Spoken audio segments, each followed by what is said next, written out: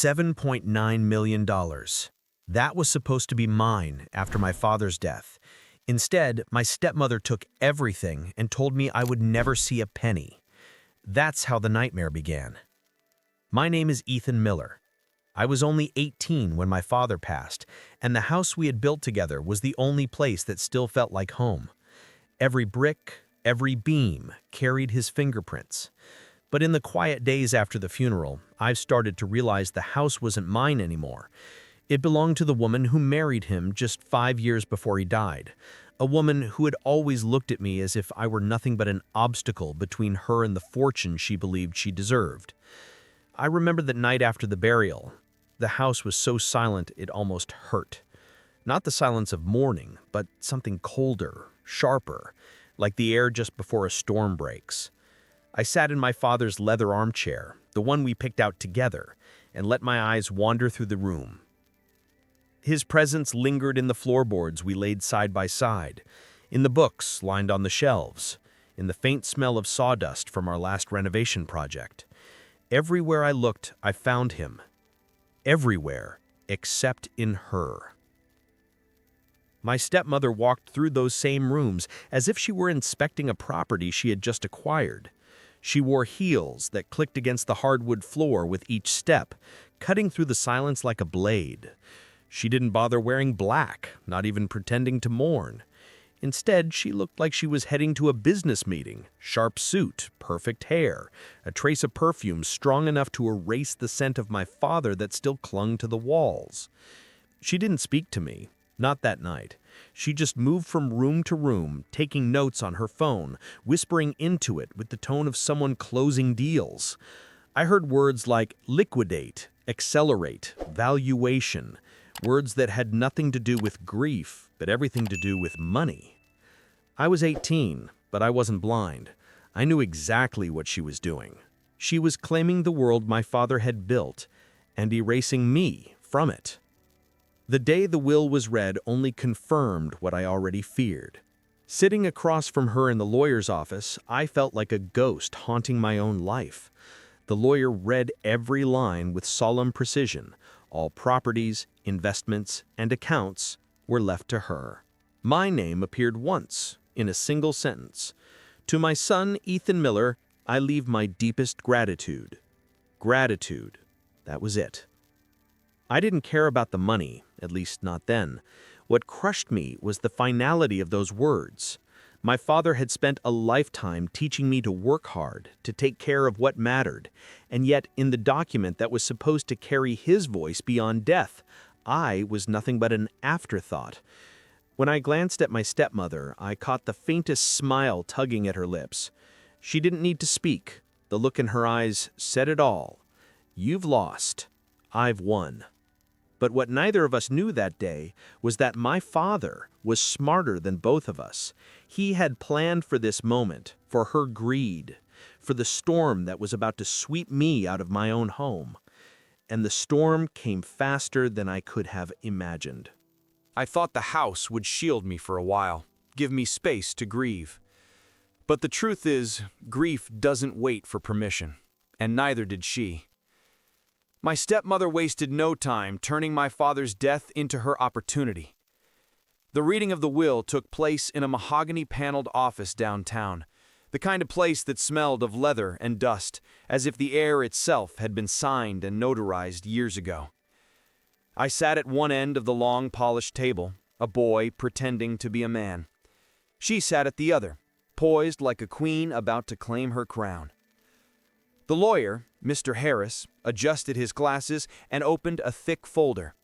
His face was unreadable, the professional mask of someone who had delivered both fortunes and ruin in the same breath. His voice was low, deliberate, heavy with the weight of the law.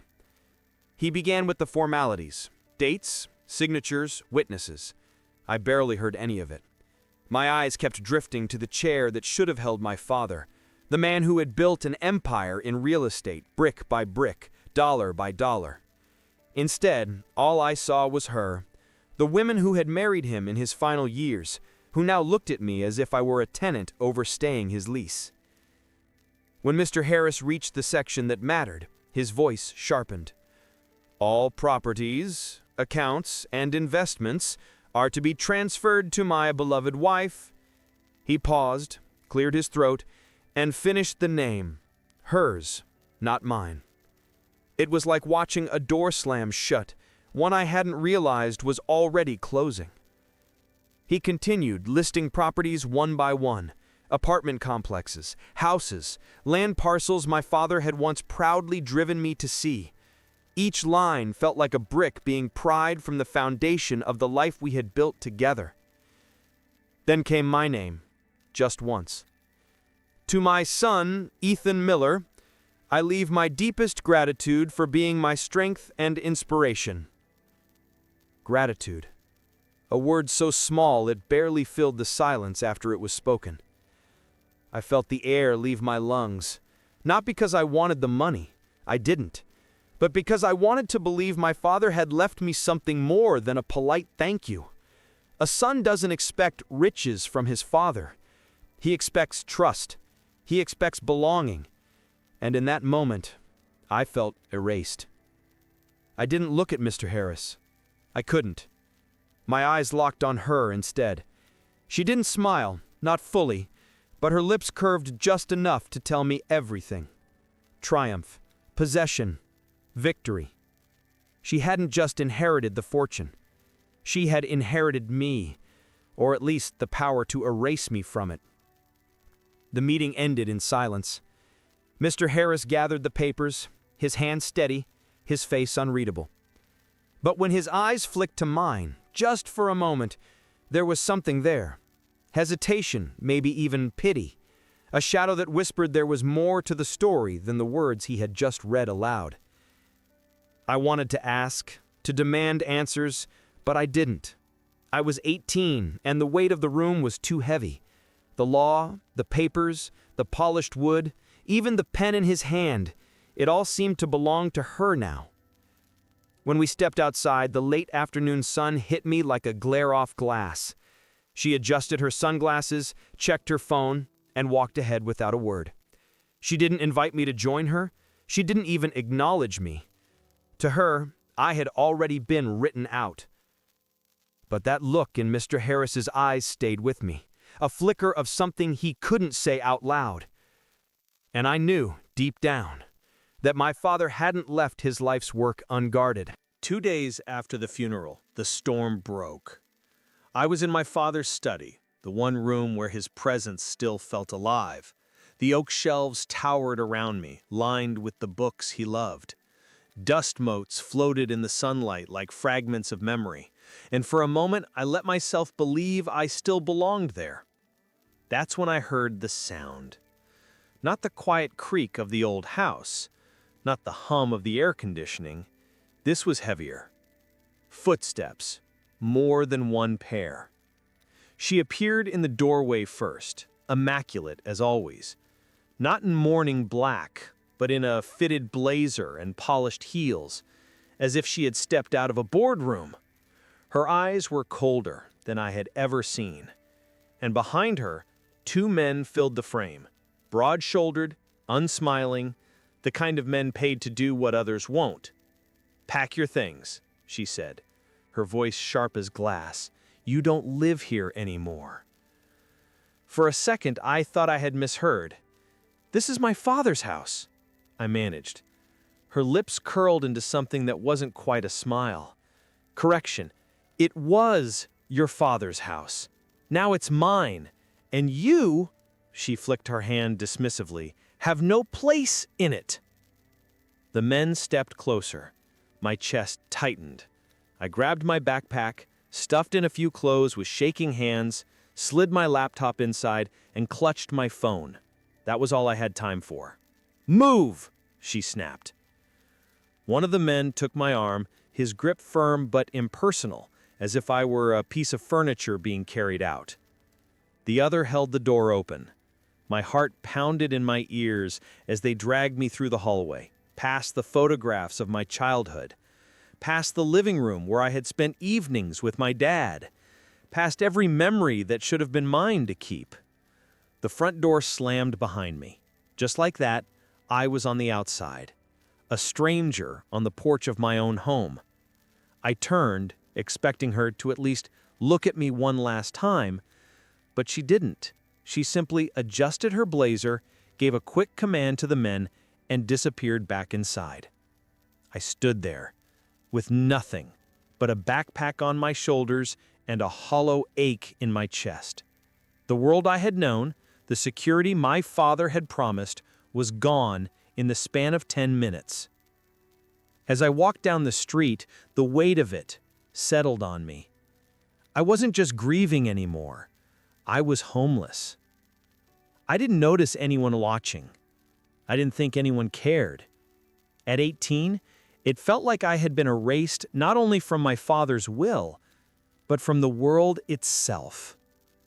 That night, I checked into a rundown motel with money scraped together from the few bills I had left in my wallet. The neon sign buzzed outside my window, casting flickering red light on the stained curtains. I lay on the lumpy mattress staring at the ceiling, wondering how everything could vanish so fast. I didn't know it yet, but someone had seen what happened on that porch. Someone who would change everything.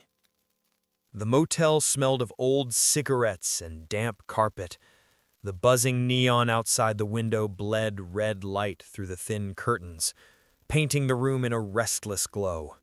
I sat on the edge of the bed, backpack at my feet, staring at the cracked wallpaper as if it could tell me what to do next. 18 years old, and I had just lost everything. My father, my home, even the sense of safety I thought was untouchable. I scrolled through the contacts on my phone, searching for someone to call, but every name felt impossible. Friends from school wouldn't understand. Relatives were miles away, and most had drifted out of our lives long ago. And the lawyer? I didn't even know his number. My father had always handled that world. So I sat there, in silence, while the hum of the mini-fridge filled the room. I didn't eat. I didn't sleep. I just let the hours stretch into an endless night. The next morning, a knock rattled the door. Sharp, deliberate. My chest tightened. For a second, I thought she had sent those men again to finish what they started. Slowly, I stood, every muscle tense, and opened the door a crack. It wasn't them. It was my neighbor, Mr. Grant, a retired school teacher who lived across the street from us for as long as I could remember. His gray hair was combed back, his eyes sharp but kind. He held something in his hand, his phone, and when he spoke, his voice carried both weight and calm. "Ethan," he said, "I know what happened." I froze. "What do you mean?" "I saw everything, from my porch, and I recorded it." He turned the screen toward me. There it was, me being dragged out by two men, backpack slung over my shoulder, her standing in the doorway like a queen ordering an exile. My throat tightened just watching it. I opened the door wider. Why are you here?" He stepped inside, lowering his voice. "Because your father trusted me. A few weeks before he passed, he gave me this." He reached into his jacket and pulled out a small card, yellowed at the edges but still crisp. A business card, the lawyer's name printed across it. "Your dad said, if anything happens and Ethan ever needs help, give this to him." The weight of those words hit me harder than the video. My father had prepared for this. He had known. I sat down heavily on the bed, the card trembling in my hand. "She told me I had nothing," she whispered, "that I didn't belong." Mr. Grant put a hand on my shoulder. "She lied, and now you have proof." For the first time since my father's funeral, I felt something stir inside me. Not hope exactly, but a spark, a shift. I looked at the phone again, at the video frozen on my stepmother's face, the expression of arrogance, of control. She thought no one had been watching. She thought her word would be the only one that mattered. She was wrong. That night, for the first time since I'd been thrown out, I slept. Not because I felt safe, but because I knew the story wasn't over. While I was sitting in that dim motel room, clutching a business card and a sliver of hope, my stepmother was already living as if the world belonged to her. She moved fast, too fast. I heard later from Mr. Grant that within days of the funeral, she'd brought in a real estate agent to tour the house. Not just our house, but the others my father had built into his small empire.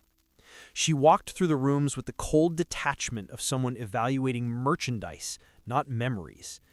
The library, where my father taught me geometry as a kid, was too dark. The kitchen, where he'd cooked pancakes every Sunday, was outdated. To her, they weren't pieces of a life. They were assets waiting to be liquidated. But greed rarely has patience. The first sign of trouble came when she tried to access the accounts. She had marched into the bank in her tailored suit, papers in hand, expecting every door to swing open at her command. Instead, the banker behind the polished counter offered her a polite smile that didn't reach his eyes. "I'm sorry, Mrs. Miller," he said, his tone calm and professional, "but all estate accounts are currently under procedural hold.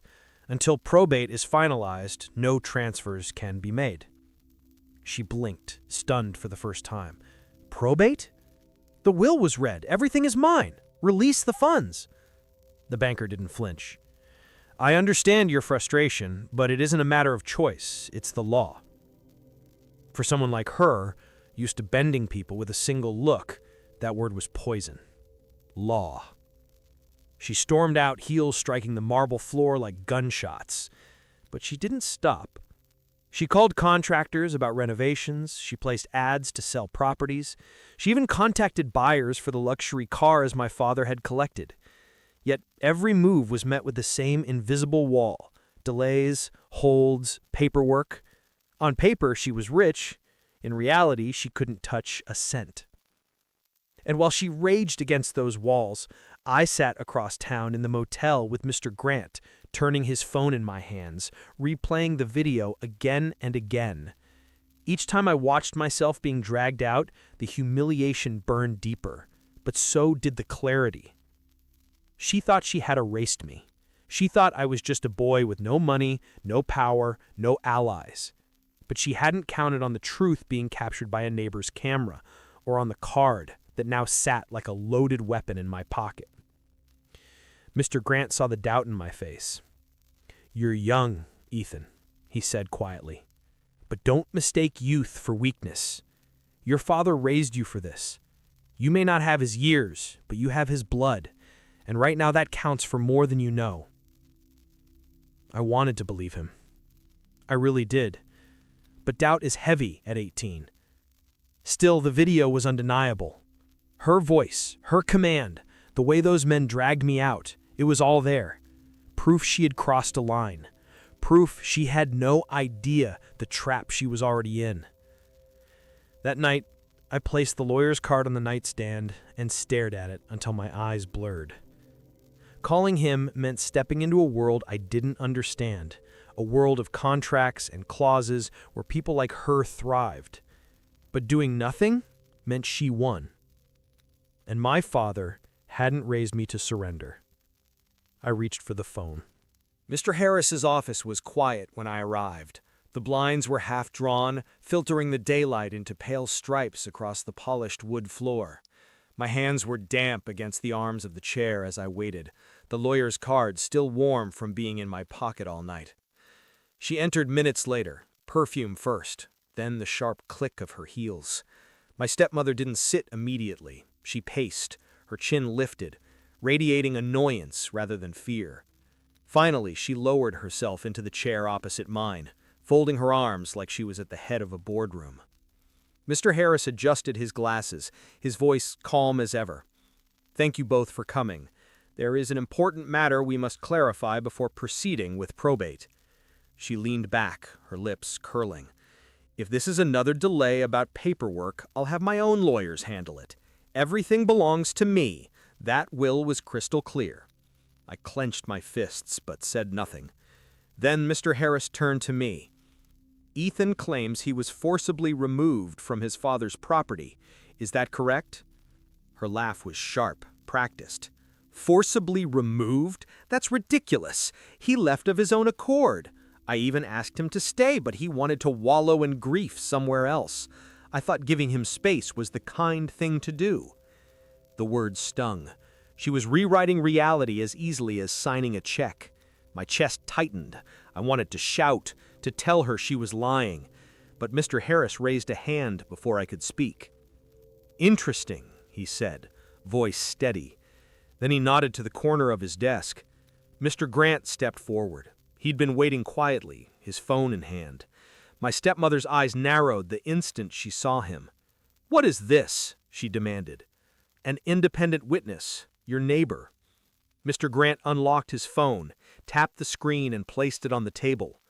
The room filled with the muffled sounds of that terrible day, her voice ordering me out, the shuffle of my backpack, the heavy footsteps of the hired men dragging me past the front door. The camera wobbled slightly, but the picture was clear, me struggling to keep my balance while she stood in the doorway, arms crossed, face carved in stone. For a moment, silence swallowed the room. Only the tinny sound of her command, "Get him out," echoed from the phone. Her face drained of color. This is taken out of context. He wanted to leave. Those men were only helping him with his things." "Helping?" Mr. Harris's tone sharpened. "It appears you had him removed by force, against his will. That is a direct violation of the fiduciary clause in the will." She opened her mouth, closed it, then opened it again. The confidence that had carried her for weeks faltered. She looked not like a queen defending her crown, but like someone realizing the floor beneath her was crumbling. I didn't gloat. I just sat still, the relief heavy but steady in my chest. For once, I didn't feel erased. I felt seen. Mr. Harris folded his hands. "This evidence changes everything." The silence in Mr. Harris's office lingered long after the video ended. I could hear my own breathing, shallow and uneven, and the faint ticking of a clock on the wall. My stepmother sat frozen, her eyes locked on the phone as if the recording might somehow vanish if she glared hard enough. Mr. Harris leaned back in his chair, folding his hands over a leather folder. His voice was calm, but beneath the professionalism there was an edge of finality. "Mrs. Miller, the will read 2 weeks ago was not the entirety of your late husband's instructions. There was a second document, one that was to remain sealed unless certain conditions were violated." Her head snapped toward him. "What conditions?" she asked too quickly. Harris didn't flinch. He reached into his desk drawer and pulled out a cream-colored envelope sealed with dark blue wax. I recognized the crest pressed into it, the same crest carved into the signet ring my father wore every day of his life. My pulse quickened. "This," Harris said, laying the envelope on the polished wood between us, "is a codicil to the will. Your husband entrusted it to me personally, with explicit instructions that it only be opened if the primary beneficiary failed to uphold a fiduciary duty to the family legacy." Her hands clenched on the armrests of her chair. "That's absurd. I've done nothing wrong. That boy," she jabbed a manicured finger in my direction, "chose to leave. This video is misleading." Harris's gaze sharpened. "The video shows otherwise, and the testimony of a longtime neighbor corroborates it. You did not allow Ethan to remain in his father's home. You expelled him. That action is a direct violation of the clause." Her face twitched. For the first time, she had no rehearsed smile, no polished response. She looked like someone realizing the game was slipping out of her hands. Harris picked up a silver letter opener. He held it with the solemnity of a judge about to deliver a verdict. "By your actions, Mrs. Miller, you triggered the release of this codicil." The sound of the wax seal breaking filled the room, sharp and final. He unfolded the paper slowly, as though giving gravity its due, then adjusted his glasses and began to read aloud.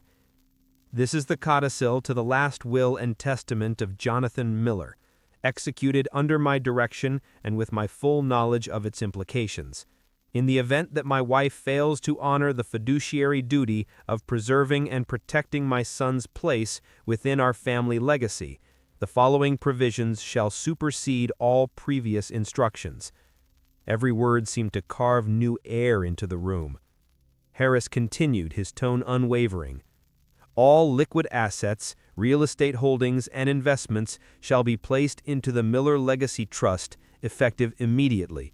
The trustee and administrator of said trust shall be my son, Ethan Miller.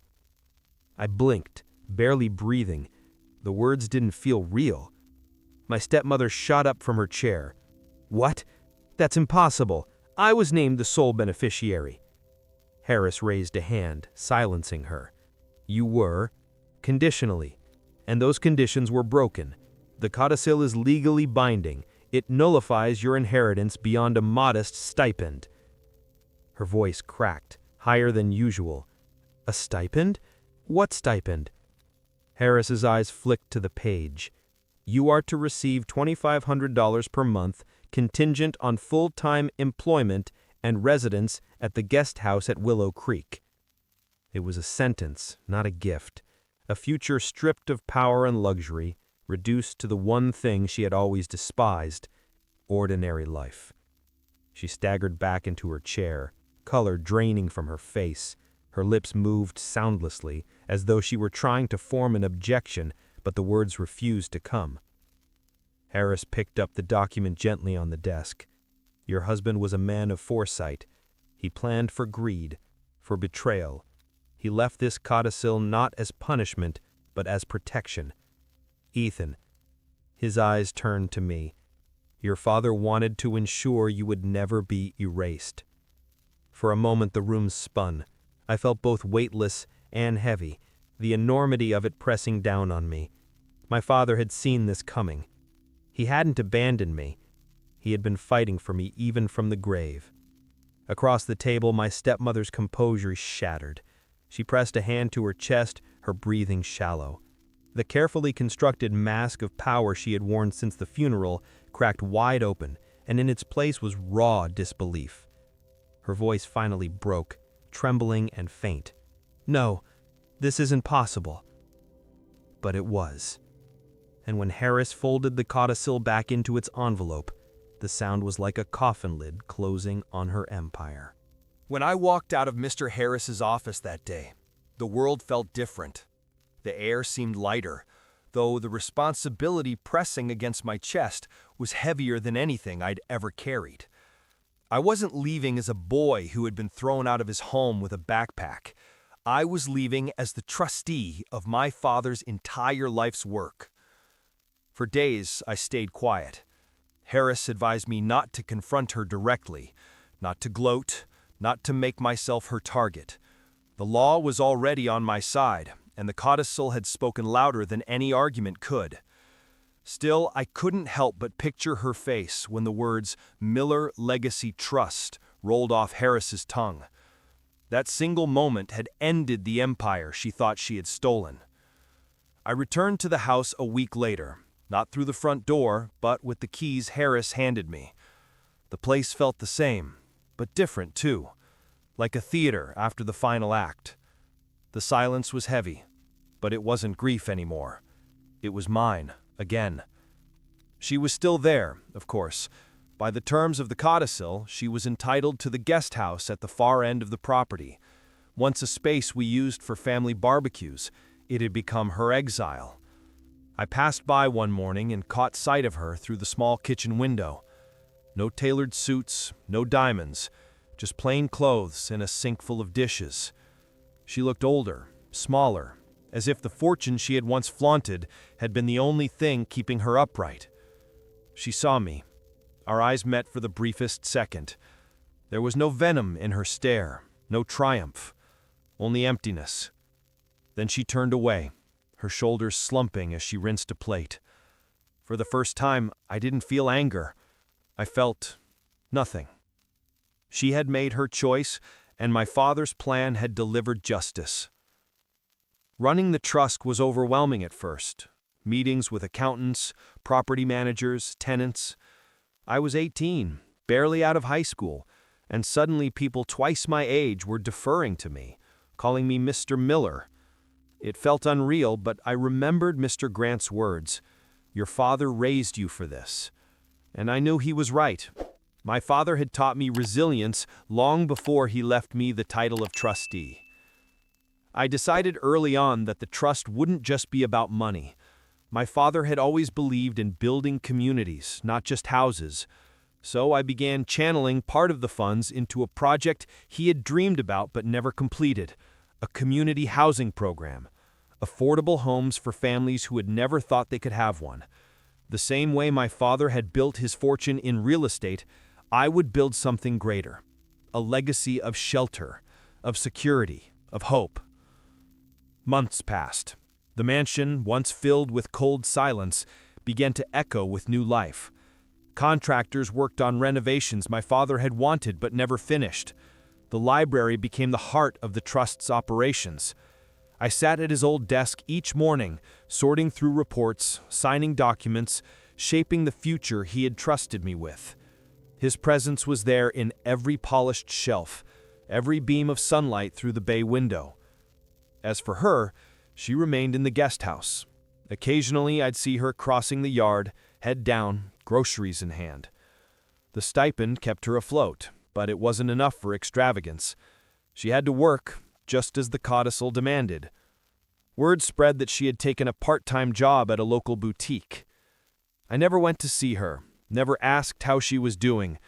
That chapter of my life was closed. One evening, I stood on the porch as the sun dipped behind the horizon, painting the sky in shades of fire. Mr. Grant joined me, his hands in his pockets. He didn't say much, just nodded towards the house and then to me. Your father would be proud. I swallowed hard, the weight of those words settling deep in my chest. For the first time since all of this began, I allowed myself to believe it. My father hadn't left me with just money or properties. He had left me with purpose. He had left me the tools to face betrayal, to rise after being cast aside, to transform loss into something that could stand the test of time. And as I looked out over the land he had built and the future I was shaping, I knew one truth above all. Justice doesn't always roar like thunder. Sometimes it moves quietly, sealed in an envelope, waiting for the right moment to be opened.